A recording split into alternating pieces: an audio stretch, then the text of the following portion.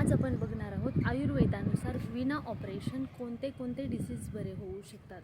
त्याच्यामध्ये आहे की मानेची आणि कमरेच्या मणक्याचे आजार, कमरेच्या मणक्याचा दोष जो आहे तो आपण विदाऊट ऑपरेशन कव्हर करू शकतो। नरवनाडी जी दबलेली आहे ती मोकळी करू शकतो। त्याच्यानंतर सेकंड आहे टॉन्सिल्ससुद्धा आपण न काढता पूर्णपणे बरे करतो।